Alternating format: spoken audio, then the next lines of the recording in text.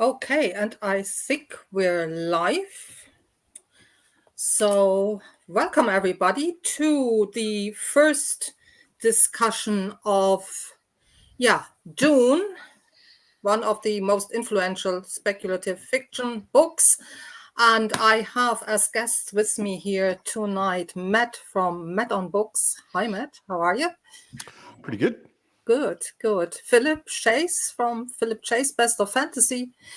Varsha from Reading by the Rainy Mountain, and Jarrod, the fantasy thinker. Welcome, everybody. Welcome me. Welcome you. Thanks. Awesome. Dune. Any particular things you want to start off with, or? Yeah, I'm really disappointed that I'm the only one wearing a Dune t-shirt. Yeah, I know. I'm letting the stream down here totally. I mean, I'm super disappointed in all I'm four the of you. host, and I didn't dress up, or I don't know. With the best quote too. Next time I wear a whale or something. It's the whole thing as well. Masquerade as a fringe. So, Matt, it would only have impressed me if you had dressed up as a sandworm. That's not this book, Philip. That's the fourth book. Oh, okay. Okay, apart from outfit choices, maybe we start off with, do you have any favorite scene in this first part of Dune, like the first book? So many. Okay, give us a list. I love how the book just starts off right away with the encounter with the Bene Gesserit matriarch, you know. And that to me was because we were talking about the movie earlier, and that the movie doesn't start like that, and I just love how we jumped right into that, and it really set the tone for the book.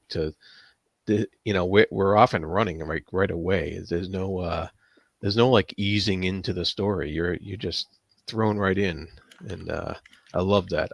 I loved how that started because I forgot about it because it's been over 20 years since I read this book. Lovely stuff. And we have Jarrod joining us in the chat here. So,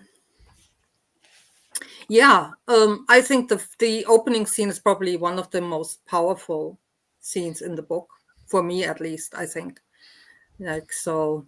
And introduces us to a lot of the scenes and themes that will come later then. It gives you a sense of high stakes right away. Yeah, and also just scale. I mean, it's one of the big things I think is different in Dune compared to a lot of sci-fi, but also any books I've read is like it starts right from the beginning with a group of people who've been manipulating human genetics for thousands of generations, And it's like, boom, that's the world we're in right now, right from the very first couple of pages, which is a pretty big deal. What do we make of this whole idea of, do we want to stay with this, or do the rest of you have other favorite themes or scenes? I just to mention it briefly, the dinner scene. I mean, it's one of the most famous scenes in the whole book. Very good. The dinner scene is insane, like as far as how well it's written, with how many layers of different things are going on at the same time. How he puts a lot of things in there, which are obviously in there, but they're not said explicitly. There's like the really obvious surface level of what people are saying, and then there's the thing they obviously mean that they're not saying, and then there's there's just layers and layers and layers of things going on, and it's just such a good. And it's just a scene of people talking, which normally, like, if you just describe it, it sounds kind of boring. A bunch of people have dinner and they talk about stuff. Yeah, not the most thrilling thing to watch, kind of like. That is actually what I was going to bring up too. The dinner scene, which is definitely the most memorable scene for me in this part, and as Matt said, the dynamics going on there, the tension going on there, it's really well realized. It's one of the few instances where I felt like the omniscient point of view that Herbert uses in the book really works to an advantage. And it was just a wonderful scene and it's a shame. I always felt from the more recent film version that they lost this scene in the film. Exactly. Yeah, we actually have to know where was the dinner scene in the movie. Yeah. Exactly. Okay. Yeah, and you're way ahead of me there.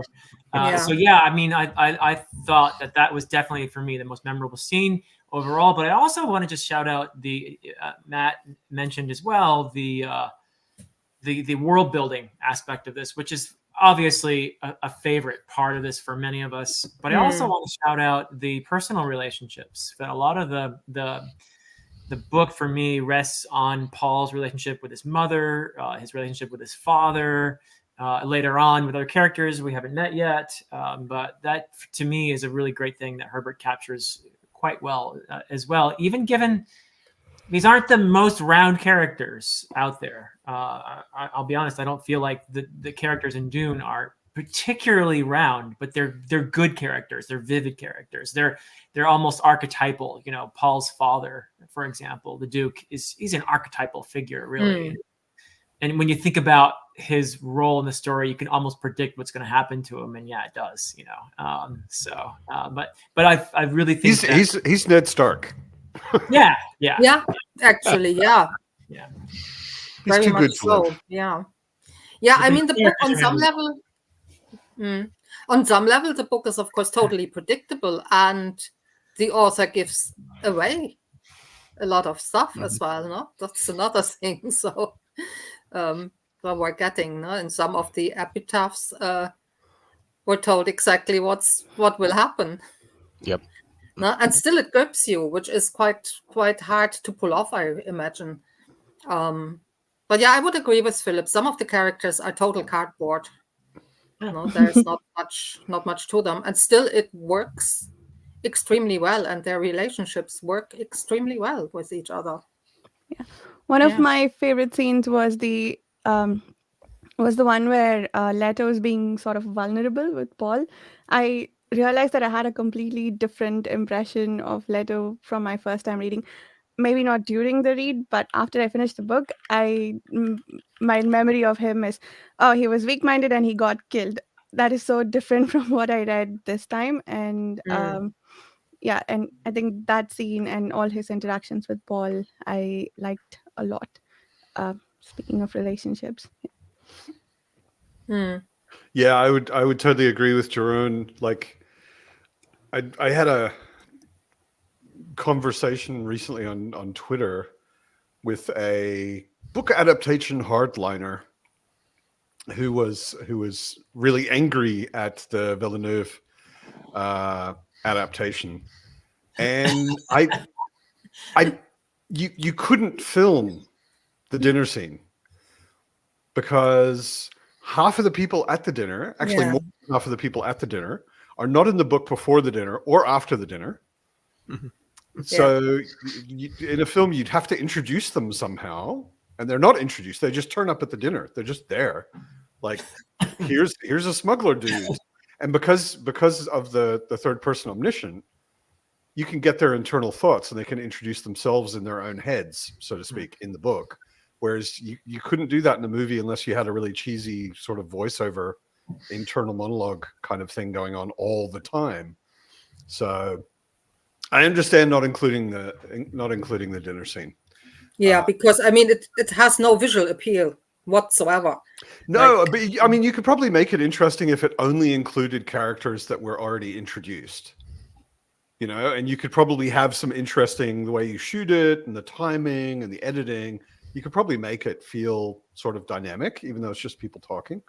But you'd have to introduce all the characters, and that's just not that dinner scene, you know. Yeah, and also I think no matter what a film might do with it, those multiple layers, you will lose some, no matter what you do. Yeah. No, there is no way of including. Yeah, it's a different medium. Just works different.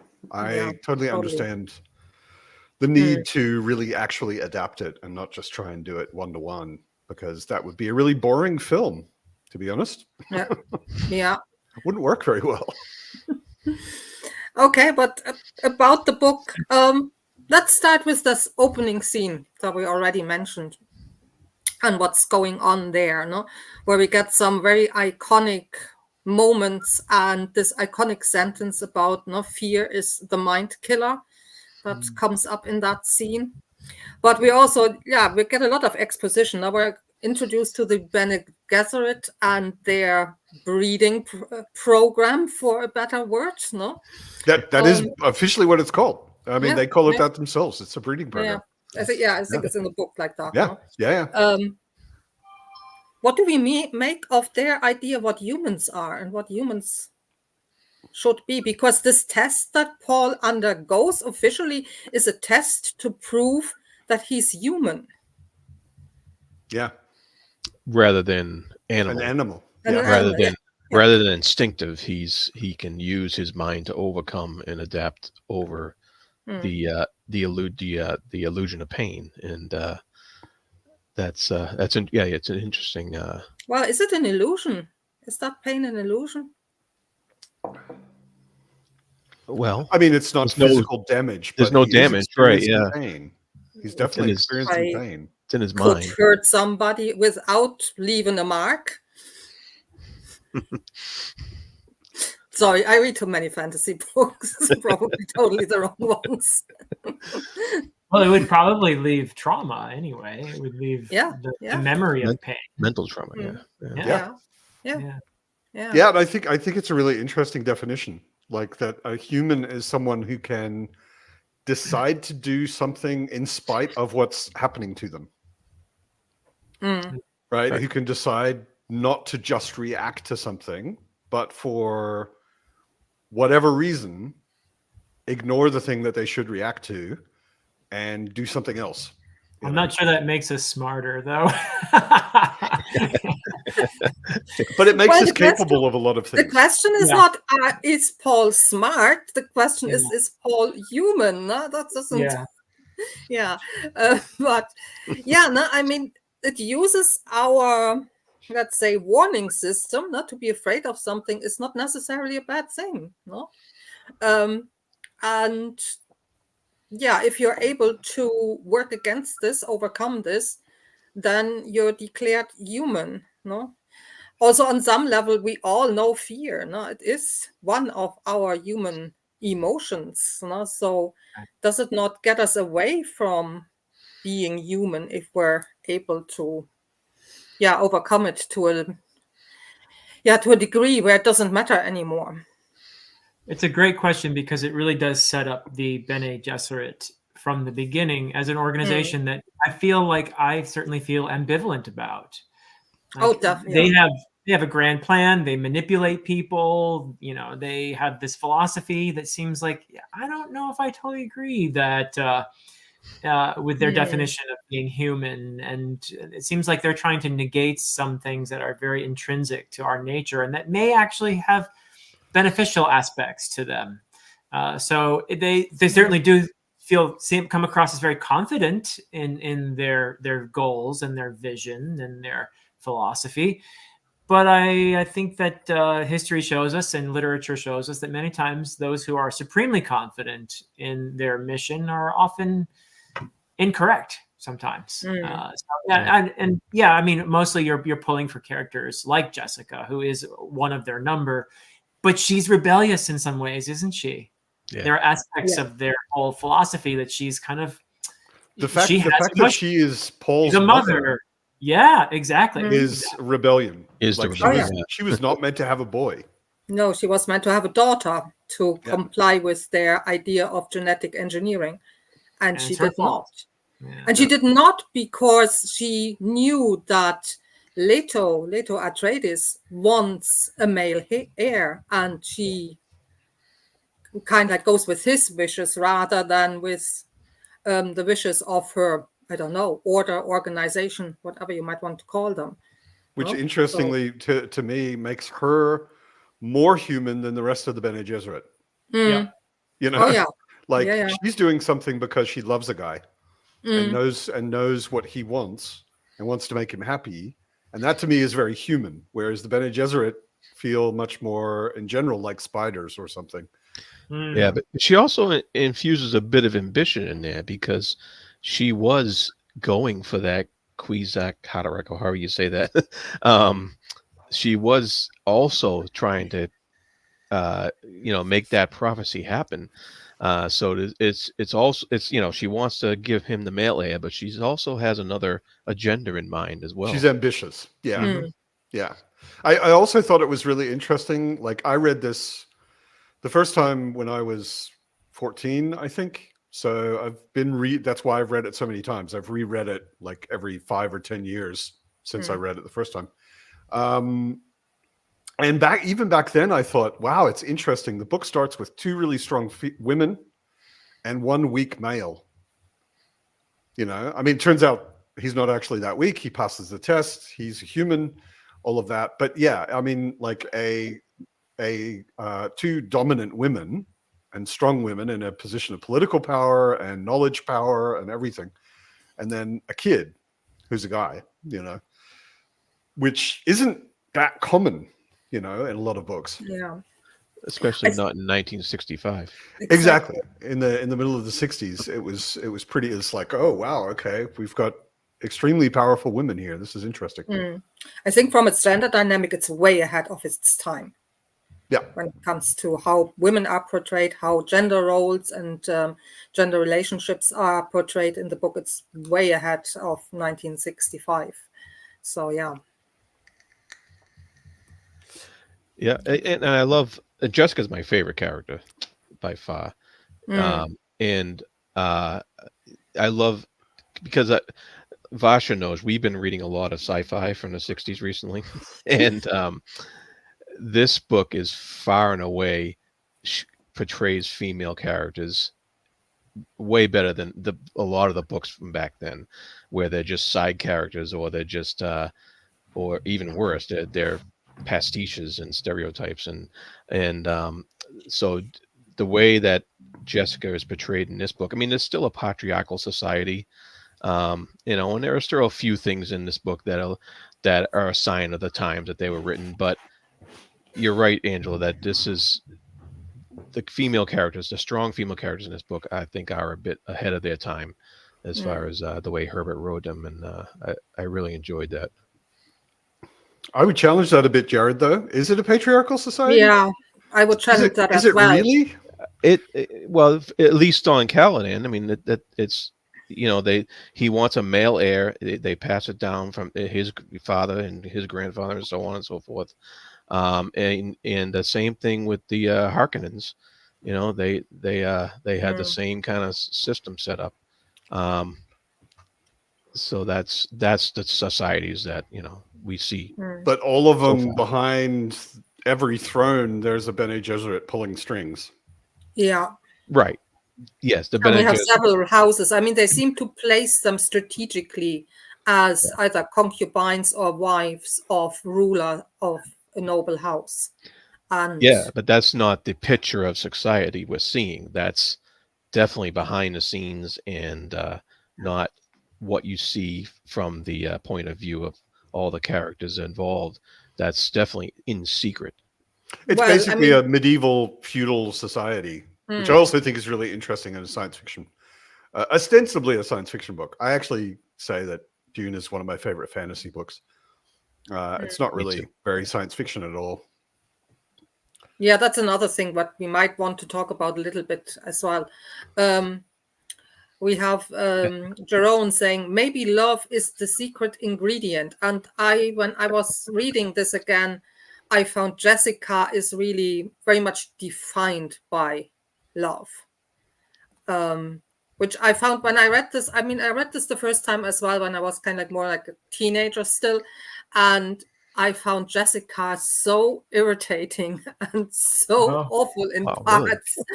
Really? This whole, well, okay, on the one hand, she is this, how shall I say, rebel in a way, because she does not comply with what the Bene Gesserit want. But I mean, she, of course, I think she understands love very, very well. No, she loves her son a lot, but she also loves, Leto Atreides, no, and at some stage even says, I don't want to use the voice on him, not this power they have to coerce people, no, because she understands that coercion and love do not go together. And I think that's very, very interesting as well. And specifically related to whether he marries her or not. Yeah. You know, she's like, I would love for him to marry me, but it needs to be his choice. Yeah. I can't make him do it because then it wouldn't be real, you know. Yeah, I agree with Jarrod.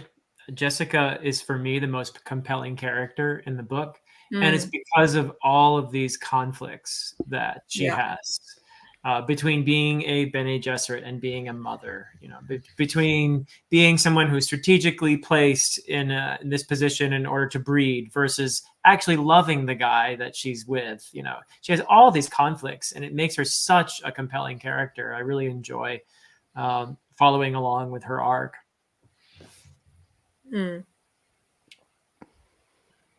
Yeah.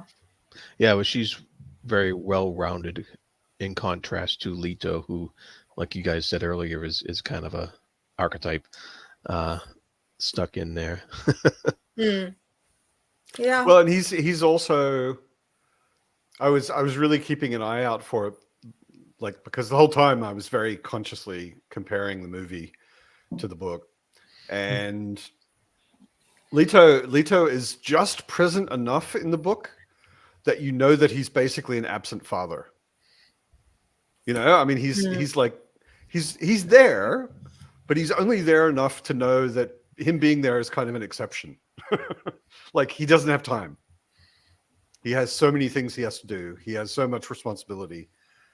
He's busy, and Jessica is the parent who is really there. You know? Yeah, I thought the movie actually brought them a little closer than in the book. Yeah, exactly. Which is what I meant. You know, they went to the trouble of having this scene outdoors where Leto is telling Paul about his future and taking over the house and living up to the Atreides name and all of that. And it's like, no, he doesn't really do that kind of fathering much in the book. Yeah. He has an arc, but really I feel like his importance is the way that Paul feels about him and the way Jessica feels about him more than himself, you know. Yeah. He's a surface for them to project on. He's not much of a character on his own.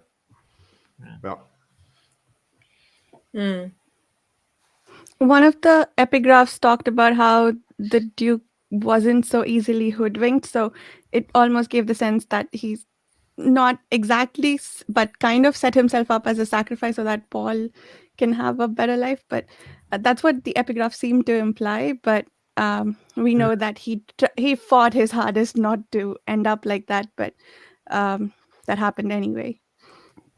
Yeah, are we going to talk about those epigraphs? Because I love those. I think we should. Yes, and definitely. how spoilery those are for the book. It's amazing.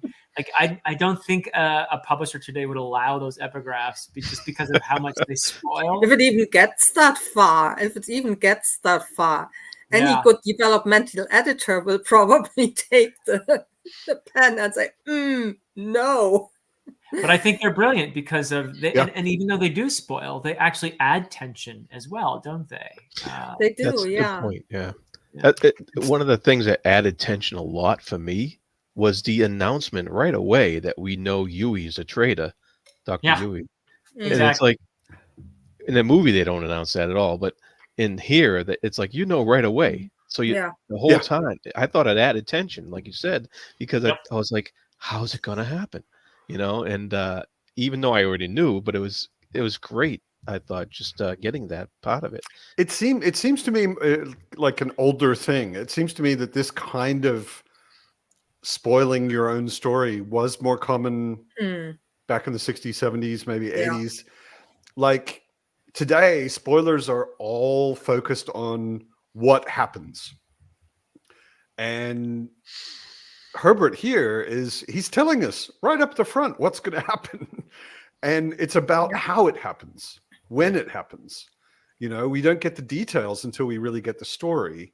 Mm. But I totally think it builds up more tension because you know it's coming. It's like, damn, when is this doctor going to screw them over? Yeah, exactly. Each time I know that's coming, but when? What's he going to do? Yeah. You know? Yeah, each time you meet Dr. Yu, you think, will it happen now? Will it happen now? Yeah. And you see the tension in him, in his conflict as well. Yeah.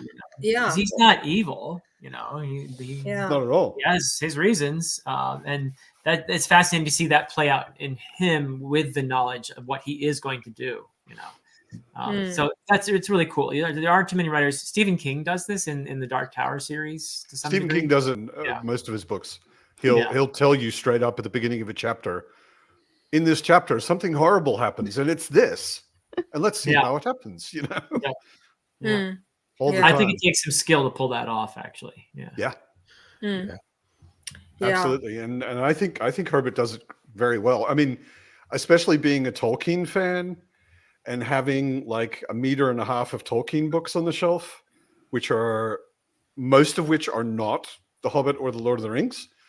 I every time I read an epigraph in Dune, I was like, why didn't they publish this as a book? Why didn't someone actually write the sayings of Muad'Dib, which Princess Irulan is quoting from in the epigraphs, or why didn't they, you know, the life of Muad'Dib or Muad'Dib for children or whatever it's called? All of these epigraph quotes, I was like, they would make such cool world building books. Muad'Dib for dummies. From the collected saying of Muad'Dib by the Princess Irulan. So I mean, but I have to say, I mean, okay, now I think we all are rereading this book, no? But one thing that occurred to me while I was doing this, reading the epigraphs, was really, when you read it the first time, you do actually know if you can trust those sources. Not they're like history books or memoirs, by some princess who, I mean, we later find out who she is and what her relationship to Paul is. But at first we have no idea if what those epitaphs will tell us will actually happen. No? Epitaph is something else. You're right. Not yet. Yeah. Not yet. Not yet. Yeah, but as I say, now we don't know how reliable they actually are. No? That's true. That's another thing. If you read the book for the first time, you only know the second time around. I think that they are actually quite spoilery. I was also really conscious of the fact that, like, if you were reading this for the first time and you're reading all of those epigraphs, almost all of them, I think maybe all of them in the first book, are from a book called something Muad'Dib. And if you've never read the book and never seen the movies, you have no idea who Muad'Dib is until the end of book one. I mean, book one of Dune. Of Dune. Part one, book one. Yeah. Because he says right at the end of book one, he says that they will call me Muad'Dib. Yeah, and the one who points the way. And but reading the epigraphs, you're like, who is this future historian talking about? Who is this Muad'Dib? And it becomes kind of clear after a while that it's like, it sounds like she might be talking about Paul. But if you've never read it before, you don't know, you know. So it's not as spoilery as it looks, maybe. Yeah, in some ways. But still, I think today you wouldn't get away with it as an author. You would have fight very, very hard to convince your editors and publishers that this is the way to go. Well, I don't know. Yeah. I think that's kind of a pity. What's that? Yeah. And as you said, it was much more common in the 70s to kind of give away things within the text. No? Le Guin does it, for example, as well in some of her stories, more so perhaps than her novels. But maybe it's time to bring it back. Maybe it's time to bring it back. I like I said, I think it's actually pretty cool.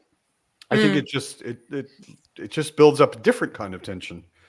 It's the tension of how and why and not what. you know. Yeah. Well, I think it's partly related to the fact that the omniscient style of narration is not quite as in fashion as it once was. Yeah.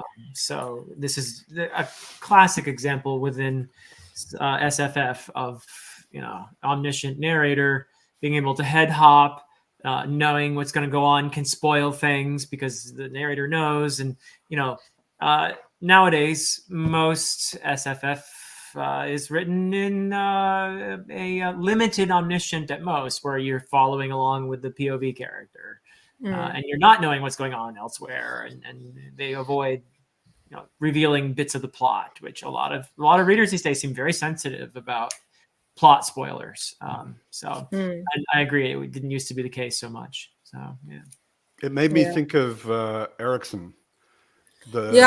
Like every chapter starts with an epigraph. Yeah, and Erickson does the same thing, but Erickson's Erickson's epigraphs, after you read the chapter, if you look back at the epigraph, you got to go back. Oh, wait a sec. Okay, Yeah. I was talking about this and that. Yeah, but you don't. It doesn't spoil anything at the beginning because it's like I don't understand what you're talking about. Yeah, They're very obscure in a way. Yeah. Erickson is quite open about the fact that he was inspired by Dune. So yeah, of course, and especially by the structure, and also the epitaphs and those things. So yeah, kind of obvious. Yeah. Yeah. I was also. I mean, I just finished it yesterday, and I had forgotten about the appendices, and I was like, "Oh yeah, of course, Herbert was a Tolkien fan." I mean, it feels so Tolkien to have a huge chunk of stuff which isn't the story, but is kind of important in a way, squirreled away at the back behind the story. Yeah. There's a whole bunch of world building information there, which is really interesting if you're interested in Arrakis, but Yeah. just separate from the story. Let's just stick it in an appendix. Yeah, talking of Tolkien fan, I mean, we also have the odd song in here, no? Not as many as in Tolkien, but they're there. Gurney, right? Gurney does a song. Yeah, Gurney, who's the, I don't know, assassin bard or whatever you might want to call the guy. Yeah. That was the thing that pissed me off the most about the book, the movie. And I understand. Well, not only deleted the scene, but just like the movie that we got, Gurney Halleck and Duncan Idaho are interchangeable. The only difference between them is Jason Momoa is prettier than what's his name? Josh Brolin. Jason Momoa is a really good looking guy, and the other guy is too good looking for Josh Brolin, is too good looking for Gurney, because Gurney's meant to be ugly, straight up ugly. But he hardly quotes anything. He doesn't sing. He doesn't have a balisette. He's just a soldier, The Duke jokes that one day he'll find the man without a quote and it'll be like catching him naked. Yeah. Right. That's just like so essentially part of who Gurney Halleck is. He's always got a quote. They had actually filmed a balisette scene, I think. Yeah. And decided not to include it. Is that right? Yeah. Yeah, I've heard that, but I don't know if it's ever been released. Like if you can see it anywhere, I'd love to see that side of Gurney. Yeah. From the movies, but that was super missing to me in the movies. It's so essentially part of who Gurney Halleck is. Yeah. Yeah. I'm kind of glad I saw the movie before I did a reread, because I didn't miss that because it's been so long since I read the book, and so when I saw the movie, I didn't know what I was missing until I just read it now. And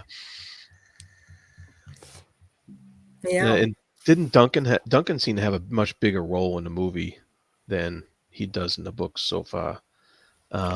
He'll probably come back in part 2, but in a bigger role in part 2. But in part 1, he's barely even there at all. In the book, Duncan is not Paul's buddy. Yeah. He's Leto's best soldier, but he's not Paul's buddy like he is in the movie. In the movie, he was like Yep. Gurney Halleck is Paul's buddy in the books, or in the book. And Duncan is quite distant He's just like a super soldier, you know. But really, who do you want to be buddies with, Josh Brolin or Jason Momoa? Based on the actors, I mean, if someone has to treat me like his little brother, I'd rather it was Momoa, sure. But if Josh Brolin was uglier and played the Balicet, I don't know, you know. Then it'd be a bit of a toss-up. Not sure. Yeah. But getting back to that tension you guys were mentioning, it's also played out in the characters themselves, because like Duke, they knew there was a traitor amongst them. Yeah. And it was fascinating looking at all their thoughts and them trying to think out who it was this whole time, and every time it was like, oh, Yui, he's the best, you know. and I was like, and so that raised attention because of how high a standing they had of Dr. Yui in their minds, just because he was married to a Bene Gesserit. And not only the high standing in their minds, but like everybody takes it for granted that he has imperial conditioning. Right. Yeah. That's a really big deal. That's like a world building, universe-wide thing. Everyone thinks you can trust an imperially conditioned doctor with your life, and that they can't harm people. And the whole time that they're heading to Arrakis, they know they're going into a trap. Yeah. They all know this. And the Duke even says that. He says knowing the trap is the first step to evading it. And apparently not. So, but he didn't. And it's like, but the tension, it just ratchets it up so nice. I really love that. I was like on the edge of my seat reading the book, which is, you're supposed to be relaxing when you read, right? But not in this case. Yeah. No, I think you're onto something there. No, when you say nobody really suspects the real traitor, no, and almost any other name is coming into play when they talk about who could the traitor be, no. Anybody is fair game. Even Jessica is brought up, you know, as that was maybe huge. she's the one who. That was not only even Jessica, but especially than Jessica, no? So she could easily, no, finish him off. So and I thought that was interesting as well. Like the sort of default cultural assumptions in the book are really clear. Bene Gesserit are witches and can't be trusted. So suspecting Jessica actually makes a lot of sense to everybody. You know. Yeah. Tufir Hawat, he's like, of course it's her. Who else could it be? Because nobody even thinks of the idea. I mean, and maybe this is also a bit of a comment on like male female attitudes about men and women, or maybe it's just more the political thing. But like imperial conditioning is default unquestionable. You know, nobody thinks that you could ever not trust an imperially conditioned doctor.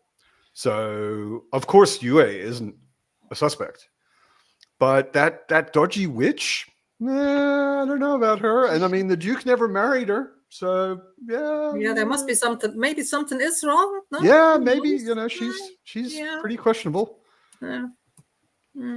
So but it's like constantly face palming every time anyone is thinking about the traitor. You're just like, it's the guy with the diamond on his head over there.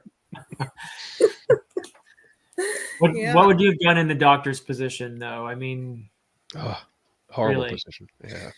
Yeah. Although I mean, maybe this is a little bit too logical and mercenary of me, but I always think, dude, you know that she's dead. I mean, you're not 100% sure that she's dead, but she's basically dead. Yeah. And rationally. You know that if you don't give them leverage over you, they're going to kill her because they have no reason to keep her. So you could just bite the bullet and say, right now she's in a situation worse than death. If I don't give them what they want, she'll die, which is what I want in the end anyway, because it's the best possible solution.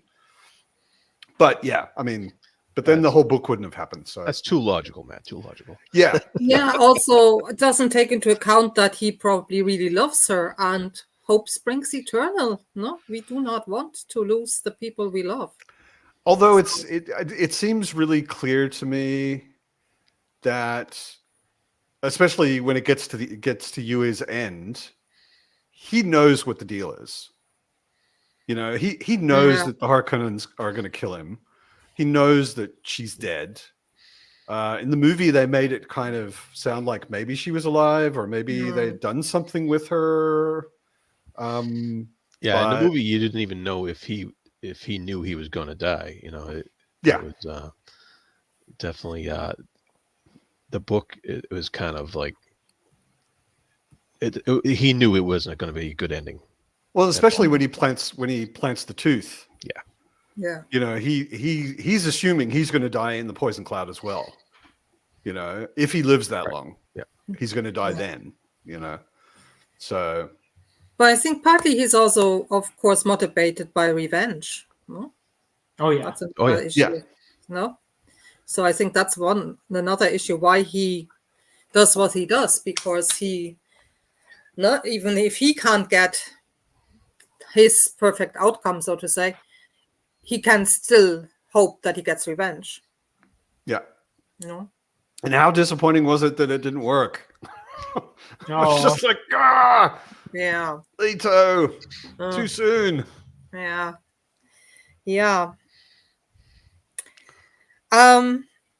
What do we make? Like, I mean, we have a couple of concepts that I personally found very 1960s, I have to say. No? The imperial conditioning, for example, no? That's Skinner and behaviorism that we have there in the book, kind of like in the background, rummaging around, and he did most of his experiments in the 1950s. So they were very much, how shall I say, in the popular culture arena by the 1960s.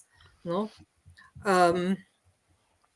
Another thing is perhaps also, the way how the Bene Gesserits go about their breeding program in some respects. No, has the book aged not very well, or am I a bit too critical in those instances? In some respects, the book has aged, and that's inevitable. I think a lot of modern readers who aren't used to an older style would have a hard time with the omniscient narrative perspective, for example. I think it as much as I do agree with what others were saying earlier about, in some respects, it being ahead of its time, I think it is not that difficult to come up with a feminist critique of Dune, in some respects. So it's aged, but I think reading it in the context of the time when it was written, and also even today, I still think it's a great story. There's so much to it that it's a brilliant story, really. In some respects, it's inevitable that it would age somewhat, but Herbert was plugging into, and this is where I agree with Matt as well. This is much more like fantasy than science fiction, because Herbert was plugging into some very, very ancient archetypes here, very effectively in a new way, very new way in 1965, but still feels in some ways fresh.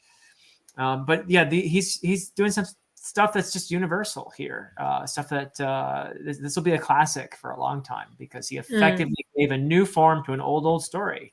And I love it. He's got the father-son dynamics in here. He's got in Jessica, I think one of the most brilliant characters in science fiction or fantasy, if we're calling it that. With her conflict and being pulled in various directions, and her motherly concern for her son. There's just so much in this that I feel like is going to speak to human experience for a very long time. Yeah.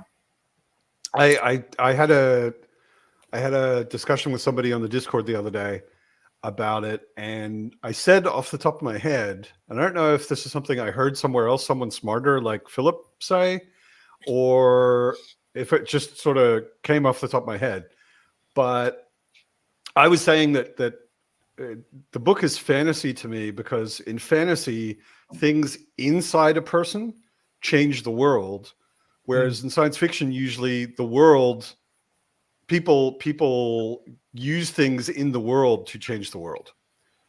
You know, technology, science, or alien contact, or, you know, they're external to the characters. And in that sense, this is 100% fantasy. And also, I was surprised because I have like the movie ideas in my head, and I'm very visual, so I attach to like what things looked like in the movies. And also I'm very visual in imagining books. So when I was a teenager, I had all these pictures in my head of like the technology and, you know, the floating glow globes all over the place and the shields and all this sort of stuff. But Herbert doesn't waste any time describing technology.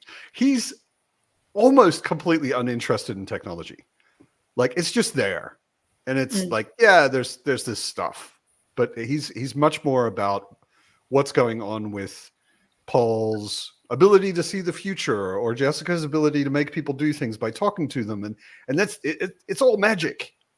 Yeah. And he created a future science fiction-ish world that is medieval feudalism. Yeah. You know, the whole thing is just a feudal society. Yeah, sorry, that's totally true. There's also one reason, speaking of the world that he created, there's one respect in which this story is very relevant, and it's the environmental aspect of it, right? Yeah. Very relevant today still. Yeah. Yeah, and it was kind of, again, way ahead of the rest of what we today call climate fiction. You know, so yeah.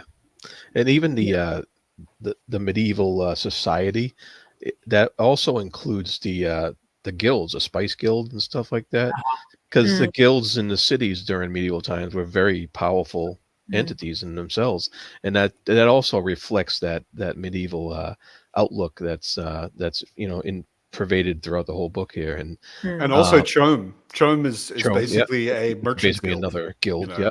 And well, that like was the Hanseatic League in a way. Yeah, exactly. Yeah. And that was another cool thing about the book that you don't really get out of the movie, is all the different factions involved in this scenario. Because especially at the dinner, the dinner scene that we were talking about, and you have they have all these different representatives there from all the different factions that are involved in this whole transfer of power to Arrakis, and just that scene was fascinating for that, because Herbert seemed to really, he has his politics down when it comes to writing this stuff, and it was just so well done and refreshing to read. That is something that totally goes under in the movies. Like in the movies, the factions are Atreides good, Harkonnen bad. That's about it, kind of. An Emperor distant bad, you know? Like, they don't really get into the subtle, complicated politics that's going on in the book. What we haven't talked about yet at all when we talk about different factions are the Fremen. No. Like, I wasn't sure how, because it's been more than 2 years since I read it, so I wasn't sure how much we've seen of them yet. We haven't we really get to see a tiny bit of them. Yeah. Okay. We had the scene where Stilgar comes to them and spits on the table, and I love that culture. That is the idea that spitting is actually a serious, like, reverential thing to do here. He's sharing his water, of high respect. How effectively Frank Herbert gets across the world building, and it's just a scene like that is just really cool. I think. He really gets across. I mean, it definitely already starts in the first book. He really hammers it home in the second book. I actually started looking at my glass of water on my table next to me differently.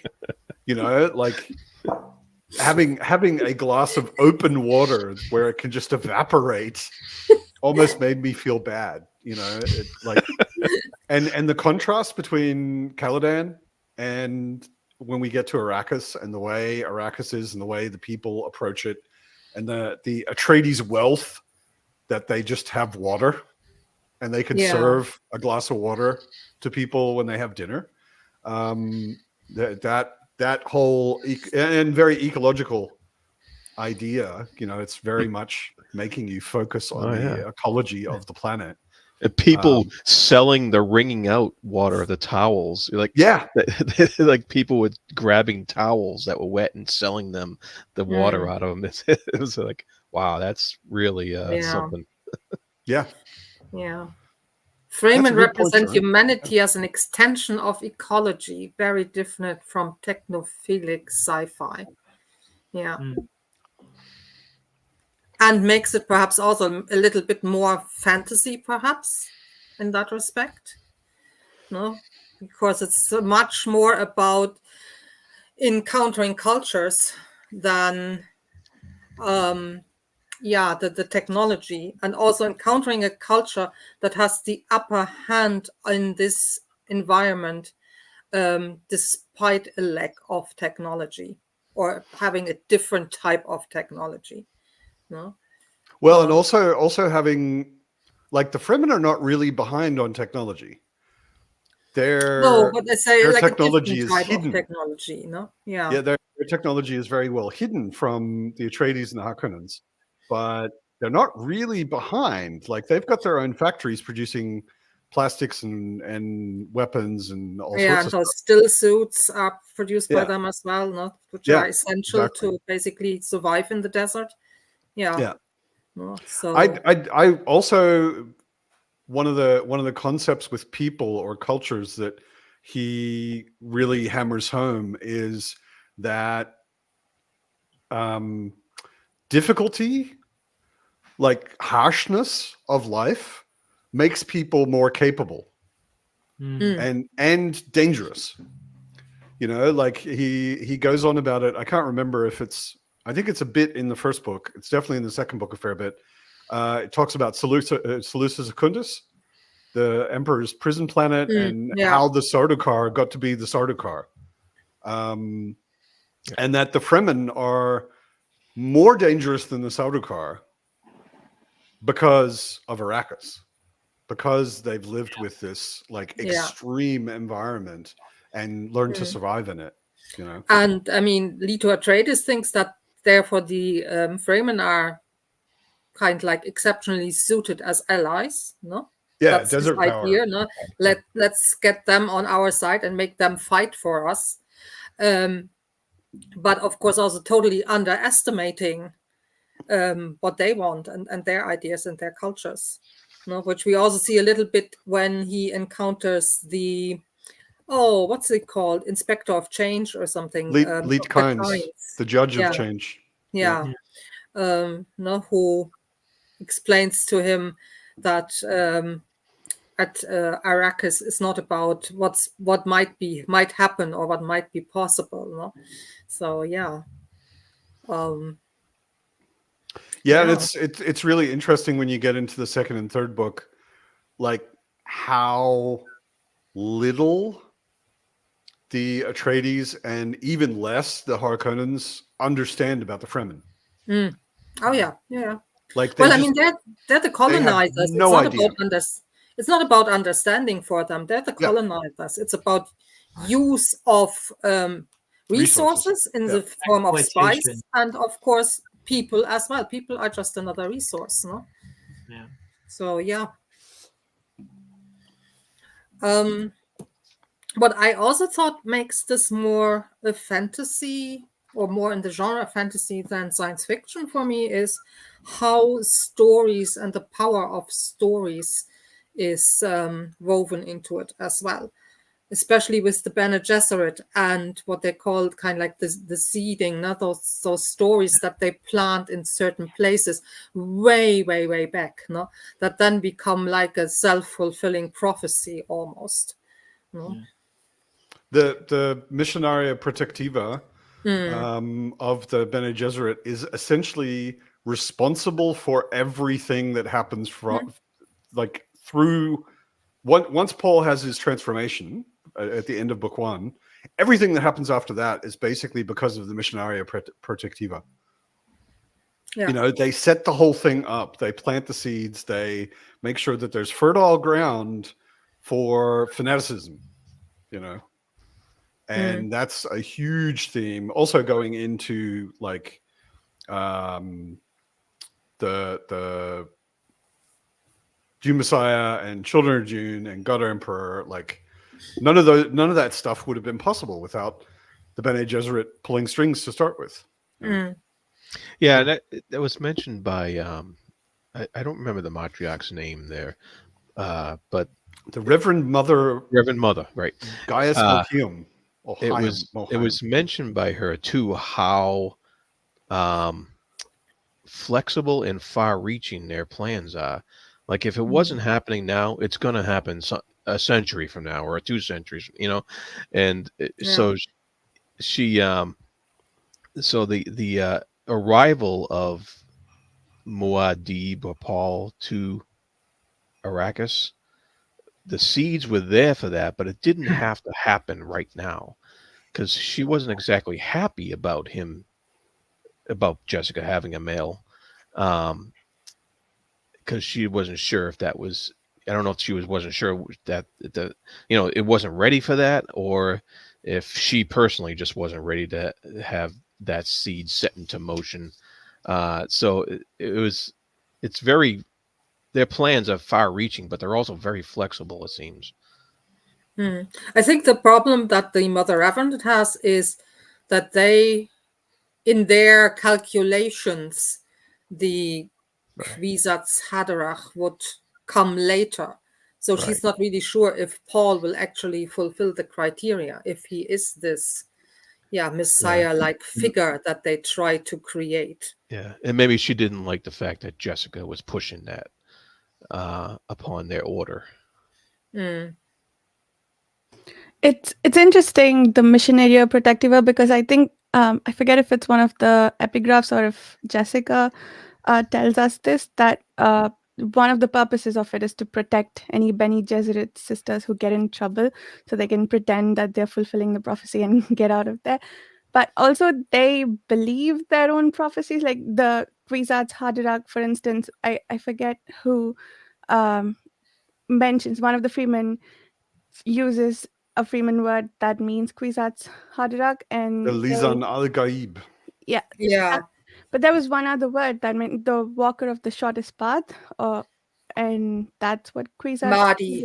Mahdi is what they call him. Mahdi, yeah. So Jessica and the other Reverend Mother, they want this. So it's a prophecy that they are seeding, but they also are working towards bringing about. So they seem to have multiple purposes too. That's pretty interesting. One question or doubt I had that confused me a little bit about the Missionaria Protectiva was Jessica, the interaction with Shadu Mabs, the Freeman woman who gives her the Chris knife. Shadow Mabs. Yeah, the housekeeper. So she's testing Jessica, right, about to see if she's going to fulfill their prophecy or she's a candidate for their prophecy. And Jessica feels this sense of relief at the end that she was able to protect herself because of the Missionaria Protectiva. But then she wouldn't have been in that situation if it wasn't for that either. So like she feels gratitude for the Bene Gesserit's ways, but she wouldn't even have been in that situation in the first place if it wasn't, because what would she be testing her for, the Freeman woman? To me, it always seemed I never got the feeling that the Missionaria Protectiva was completely implanting a religion, right? And where there wasn't one before, they were taking because the Fremen have been around. We find this out later in the book. The Fremen culture is very, very, very old and came from another planet and so on. But the Missionaria Protectiva takes the existing suspicion or superstitions and religion and steers it in a particular direction so that certain rituals, certain phrases, all of these things are included in it. They formalize it or just adjust the form of it so that a Bene Gesserit who has memorized all those forms can come in and say the right things to slot in with the existing religion. That was my feeling about it. How Yeah, it worked anyway. I think that's how I think it's the Mother Reverend who explains this in kind of like talking to Jessica and what her role is, and that she is basically educated to serve, and that serving also means not to observe those rules by the Bene Gesserits. Yeah, but I mean, it's a very, how shall I say, it's a very complex system they try to set up, no? What they try to do in some respects. Yeah, to me, in a way, I mean, like the Harkonnens are the easiest people to hate in all of the books, but to me, in a way, the real villains of the whole books are the Bene Gesserit. I mean, they have manipulated everything to the point where the horrible things that are going to happen in the coming books, like in Messiah and Children and so on, the Bene Gesserit started that ball rolling. You know, they set all that stuff up, and they wanted to create Paul in the end, and put him in the position he ends up being in. And he's, I mean, this is not so much we get a taste of it at the very end of the first book of Dune, that he sees the future. Like he's already talking about jihad, and that it may be inevitable, you know, and that he doesn't want it to happen. But all of that thing has already, all of that idea and him being a Messiah figure and all of that kind of stuff, the Bene Gesserit planted all of that. They set all that stuff up. And that kind of manipulation of all of humanity kind of feels evil to me. You know, doesn't really feel good. I have a hard time liking the Benes. You know? Oh yeah, they're not necessarily kind of like the goodies, or like, I mean, we will not. I personally will not be best friends with Mother Reverend now, no. So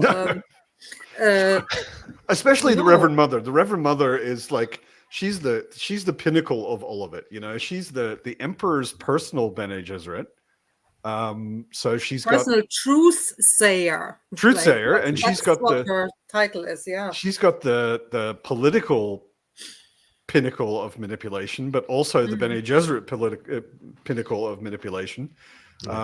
Yeah, she's someone that I felt like someone should have stuck a knife in. You know, but while we're assigning, blame, you mentioned the Emperor. There's also the Spice Guild. None of these are exactly altruistic entities in all of this. No. Which is one of the other brilliant aspects of Dune, is the political intrigue between these various powers.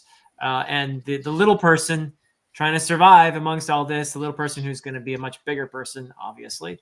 But it's done well. I like that aspect of it. Yeah. So I don't find the Bene Gesserit to be benign by any means, but then again, neither are the other players in the game. So and back to that seed planting, right in the last page, Paul says it. He says he suddenly realized how fertile was the ground into which he had fallen. You know, they're ready for a fanatical. So they're ready for it, and Messiah, he realizes it.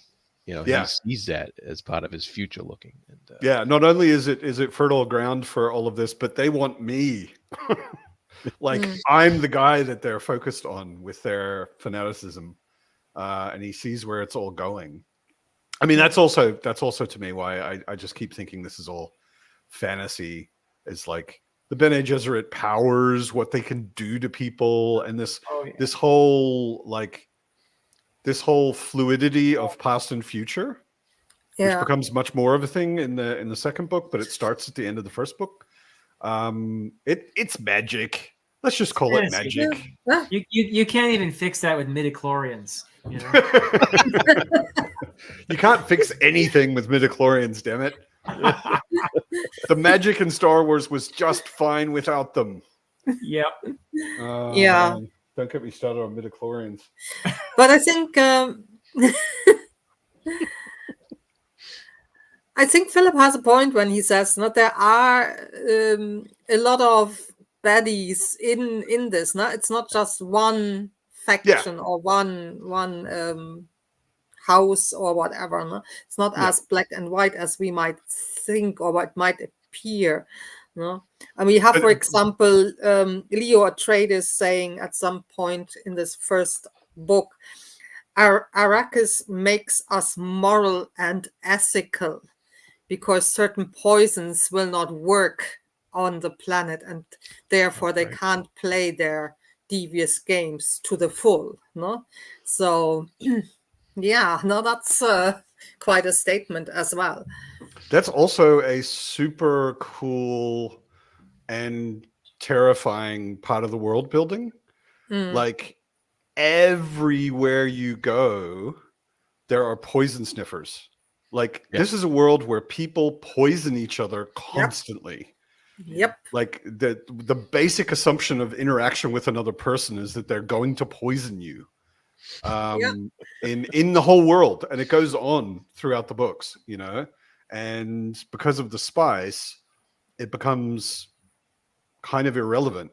And shields become irrelevant on Arrakis. Arrakis redefines all the rules, you know. I just thought of one of the other things that I thought was really interesting was he has set up a system of culture-wide addiction. Yeah. Right? The spice is a drug. Oh yeah. And it extends your life. It makes you immune to a bunch of poisons. It does all sorts of interesting things, but it's also thoroughly addictive. So especially as the book goes on, there are people who are like, I can't leave Arrakis. You know, I can't leave this He planet told his mother addicted. that. Yeah. He told his mother that in the last chapter we read, that we're never leaving here. That's because of the spice. Yeah. Yeah.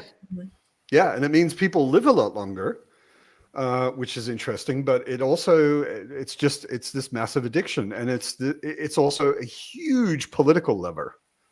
Like Chom is essentially a merchant's guild, which is completely based around the profit from spice. And space travel is impossible without spice. Yep. The guild navigators, it's never really explicitly clear what exactly has happened to them, but they've taken so much spice that they've mutated, and they're like more addicted than anybody. And because everybody needs space travel, they're one of the most powerful organizations in the universe. It's amazing what just this one substance, everything that rotates just around this one, the spice, you know. It's like the oil and more, you know. Yeah. Oil if you could drink it and be addicted and live forever and get addicted. Yeah. Exactly. And that becomes even more like in the second book, that becomes even more intense. The whole, what the hell is spice and why is it not so good for you, maybe? Which of course is also very 60s, no? The whole idea of kind of having maybe a super drug that will do all types of wonderful things for you. Yeah, but I don't feel like he's talking about a wonderful super drug. You know, like the downsides of spice are pretty heavy. Like you have to live on this horrible desert planet once you're addicted. That's a pretty high price to pay for you live longer. You know, you live longer in hell, basically. You know. Yeah. Some people in the 60s might have taken that. Yeah, it reminded me a little bit of things like LSD, for example, no? That were at first really hailed as something that will expand your mind and maybe bring you onto this different plane and make you into a different type of human or something like that, no? Without immediately kind of like seeing the downsides that this might also produce. Yeah, there were a lot of studies of that, government studies of that in the 60s at the time. Also, if we think how this thing was discovered, no? And Hoffman takes it in a kind of like self-experiment and then gets on his bike and cycles home to lie on the couch, no? That's, yeah. But yeah, that's what Spice reminded me a little bit of, no? In some of the, especially this kind of like idea that it seems to alter space and time's perception as well, no? So yeah. I mean, what Herbert did with this idea of a chemical that alters your bodily chemistry and has these wild attributes to it is brilliant. I think he took this idea and he ran with it for a not only a concept for a certain planet, but actually for space travel itself. And it really is quite a unique idea. And really, and how he weaved it into the story and into the cultures is just it really is brilliant. I love it. Well, and the whole I've rarely seen anybody do economics and politics as well as Herbert without actually really getting into the details. You know, it's like it's always present, it's always in the background, and like the idea, like Philip said, it's very much oil. You know, like world politics rotates around, like our real world politics rotates around oil, and our economics at a high level rotates around oil, because everything else is impossible without it. You know, like you can't, every other good that we produce in the world, you can't transport it unless there's enough oil. So it's the foundation of our entire economy. And it's the same thing with spice. You know, if the Harkonnens want to declare war on the Atreides, they're completely dependent on paying the guild a lot. And essentially what they're paying them is spice. So the guild is letting this war happen so that they have a huge stockpile of spice, so that they can increase their possession of spice. And you know, everything rotates around it, the economy and the politics. And I just thought that was remarkably well done, that behind every political anything going on in the book, if you turn it around, there's spice behind it, you know. That stuff gets everywhere. At least it smells nice. Who knew that cinnamon could do all this stuff? I mean, I've got some in my kitchen. I never thought. Me too. I think I'll check then. I'm finished here. Start sniffing some cinnamon. Makes you live longer. You can see the future.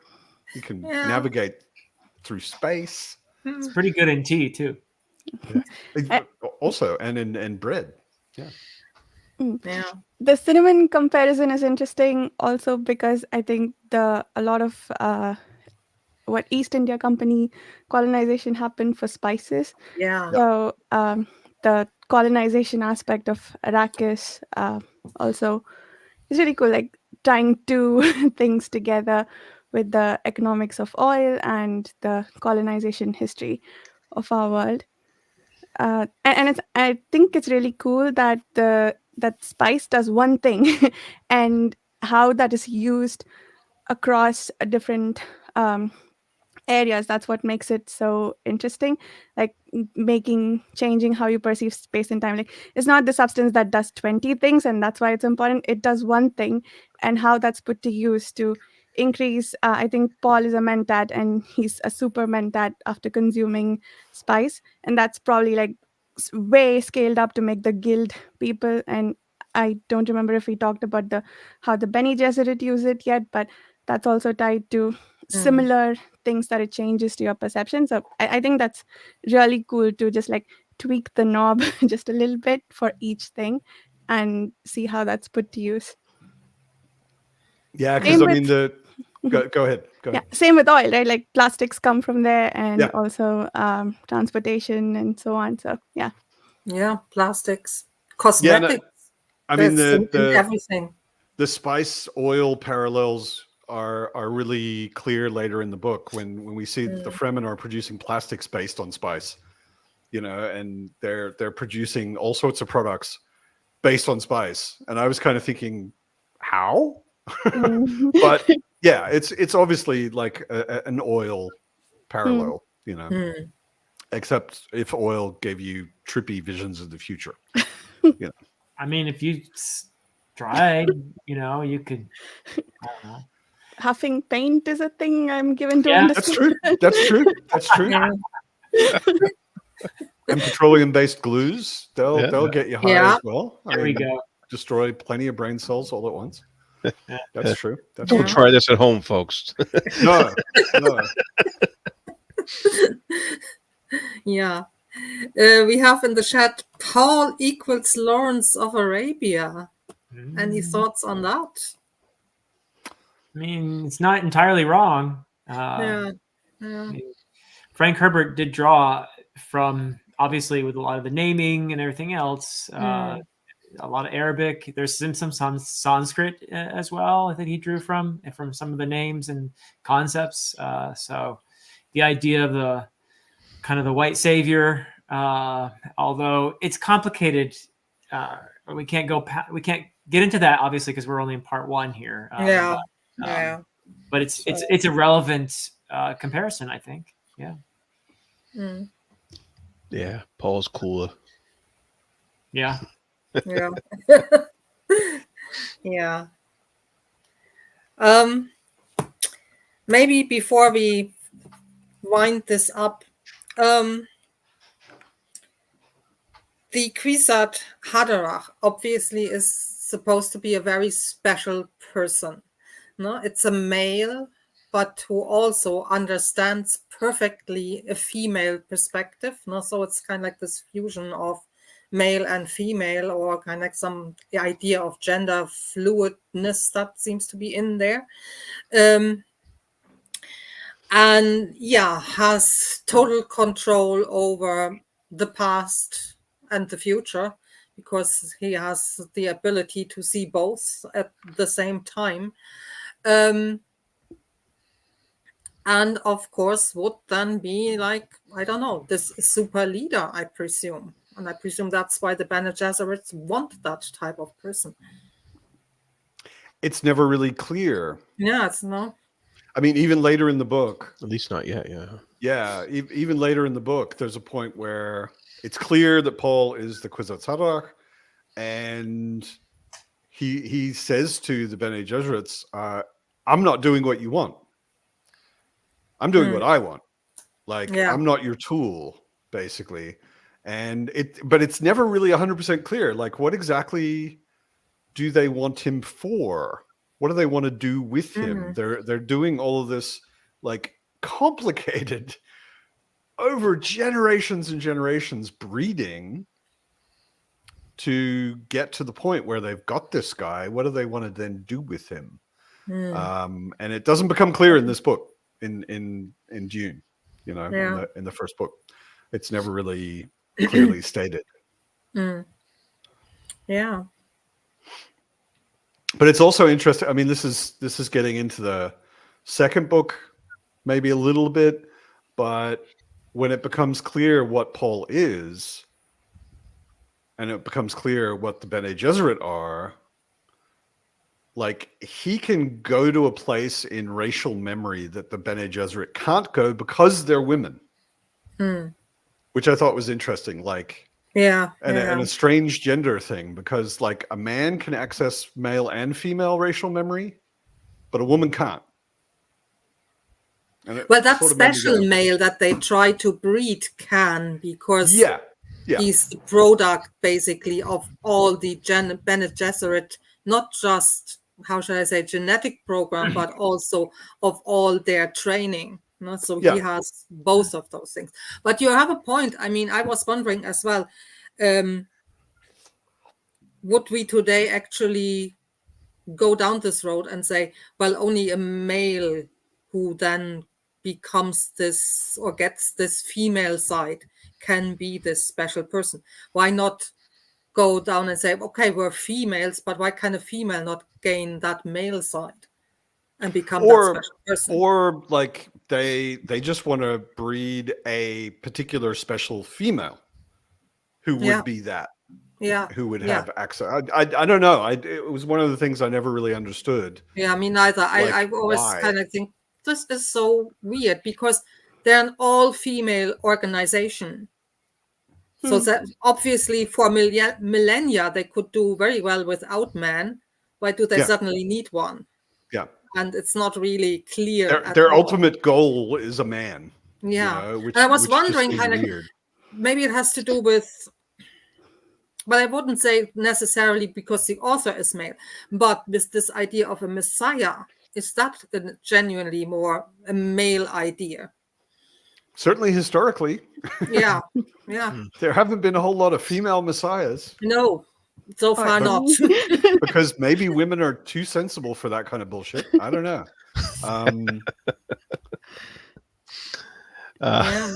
Genetics. Oh, geez. Yeah, that's interesting, and it's kind of funny how the other than Paul, only women really have these Bene Gesserit powers that we've seen so far. Yeah. But I'm wondering if there are any female mentats, and I'm not sure if we actually got a full explanation of what a mentat's powers fully comprise of. We got, a little bit, but it seems to be somebody who's extremely logical and can do very complicated kind like calculations in their head. So like almost like a human computer in a way. They were exactly like a human computer. Yeah, and they were trained so because there was this fear, at least I think that's how they explain it, that there was this fear that machines might take over humans, and to prevent that in the past, I don't think it really gets into it in detail in this book, but in the past there were AIs which almost ended up destroying humanity, and humanity went on jihad, the Butlerian jihad against the computers. Computers are illegal and all of that sort of stuff. So the mentats were invented to be computers. Well, you say invented, but I'm wondering, are the mentats also bred? And were they? I think it's training. Yeah. I don't think it's breeding. I think it's training. Okay, all right. Yeah, but maybe there's a predisposition that's required. Paul gets this training as well, so it's training. He does, yeah. Right. And I think they only train those where they think they have the aptitude for it, but they're not specially bred. It's not like the Bene Gesserit.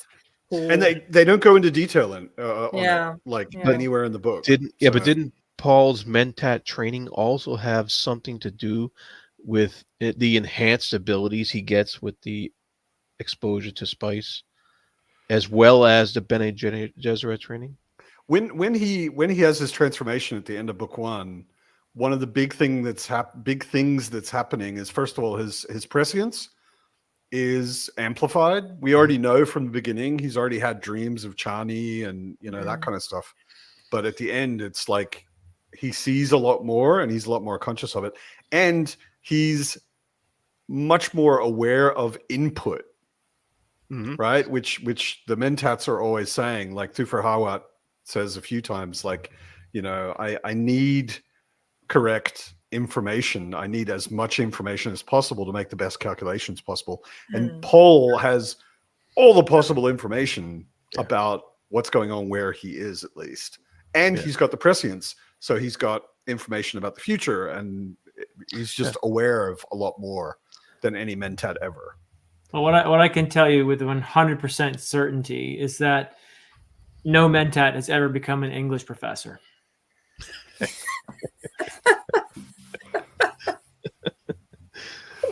Yeah, they hang around in physics departments. Yeah. So, yeah. And back to what Angela said, certainly as far as we see in the books, there are no female mentats. Yeah. Right, but there's never a reason given for that or anything like that. No. No, No, apart and I mean, from it's probably some unconscious gender bias of Yeah. men are logical and females are just ruled by their Yeah. emotions. No? So, but otherwise, no. yeah. And I also was always like, where do they come from? Right. You know, like who created mentats? Who trains mentats? Is there like a mentat school on some planet somewhere, or like Paul is trained by Thufir Hawat, because there isn't anyone else who could have done it, I guess. Yeah. But you know, like Yeah, but it's never really explained either. Do they have No. a mentor system, or how Yeah. does that work? No, yeah. They do say mentats are identified early, and then they are not told that they could be mentats. They That's just right. train them Yeah. Hmm. for so that they don't become biased, or I don't know, try too hard to be mentats. I don't know what the reasoning behind that is, but it sounds like something that you should have some innate ability for, at least before Hmm. they start training them. So it is Yeah. also possibly partially genetic. Hmm. Hmm. Yeah. I mean, yeah, the glossary in the back of the book in Appendix 4 says Mentat, that class of imperial citizens trained for supreme accomplishments of logic, human computers, but it says trained. It doesn't say Hmm. bred, it says Yeah. trained. Yeah. There's nowhere where I thought that But- there was like a Bene Gesserit like breeding program or Right. anything like that. No, But it don't- also, the definition also didn't say male. No. no, Said but it's- the it's only ones citizens. that we encounter The only in ones, the book yeah, right. The only ones are we see are male. male. Yeah, right. Yeah, Interesting. yeah, Yeah, and I mean, there's only 2, kind of 3 in the book. You Hmm. know. Yeah, I think it says somewhere as well that they're very rare. Yeah. They're not a common thing. So Baron Varsha Harkonnen. can relax. She won't be replaced soon by mentats. So we still need software developers. I can We haven't relax. we haven't gotten to the point yet where AI is humanity threatening. Some That's your might hardest. disagree with you, Matt. Yeah. Not yet. Not yet, no. But Not- not in the sense that it totally replaces us. No, so I mean, computers are not trying to kill us all yet, Right. which No. seems like kind of the cause of the Butlerian Jihad was humanity was at risk of existing or not, Mm. you know, like we're not there yet. Maybe in the next 10 years, but we're not there yet. Yeah. I actually have to go, but this has been lovely. Thank you so Yeah. much for Thank you, inviting Philip, me for to being participate. here. Yeah, my pleasure. I'm looking forward to the next one very much. But I'll leave you all to finish up the chat. Okay. Thank you, All right, Philip. bye, Phil. Good to see you Bye-bye. here, Professor Good to see you. Doctor. Yeah. Yeah. I think we have probably covered almost all the stuff that we can with this very first part of the book anyway. So, yeah. And one other thing was, it's obvious the Harkonnens are very evil and very bad, but it was also interesting to see the strife within their own organization, you know, and how the Baron was planning on killing off his mentat and replacing him at some point, and in his plans for his son. You know, he also had a father-son thing going on, as twisted as they were. Just the same way that Leto had a father-son thing going on with Paul, and so that was quite interesting too. It's a little black and white and convenient. The whole thing, like the Atreides are kind of personify everything that we think of as good, and the Harkonnens are pretty much everything we think of as despicable, and you know, but yeah, I mean, the psychology of it, like if you constantly live by deception and betrayal, of course you don't trust anyone, and you teach everyone around you to not trust anyone and to plan against you. Yeah. You know. Yep, but it was cool that he still explores that a little bit, even in the bad guy side, you know. Yeah. sorry, new topic, if that's okay. Go for it. I'm kind of amazed at how many of the books that I read between my first time reading it and now have very clearly been influenced by Dune. Yeah. Wheel of Time I read before this, but I didn't see the comparison the first time around. The Game of Thrones with Ned Stark, of course, and also the dude who wants Lady Jessica for himself when all of it is over. And Peter Reed. Yeah. yeah. And I think the series that I'm reading now, Prince of Nothing, I think that one's very clearly influenced by Dune. So, and I think some parts of I don't know. Empire of Silence as well. I haven't read that one, but yeah, Rockio says it very openly. Like Dune, Book of the New Sun, big inspirations. Yeah. Yeah. Yeah, that's really cool. Like even just parts of it, I'm seeing parts of the story in so many books that I have read since. It's kind of amazing how much this has influenced. I don't know if Johnny Words claimed this series has an influence, but the way the spice is used to see the present and the future, that seems familiar too. Yeah. So. Does that play in as an element in her Wars of Light and Shadow as well? Yeah, there's a thing that there's a substance that some of the characters take to be able to scry events in the future, like pick a path that they can take to get to a certain destination. Oh, okay. Yeah. Right. Interesting. Yeah, It's very interesting. massively influential. No question. Yeah. Yeah. If there's nothing else, then I would say we might end here and leave it at that. Okay. Thank you, everybody. Thank you, everybody in the chat who is watched and everybody else who's watching. And thanks to all the participants. And thanks for the invite, Angela. Thank you, Angel. Yeah, thank you. Bye. Bye.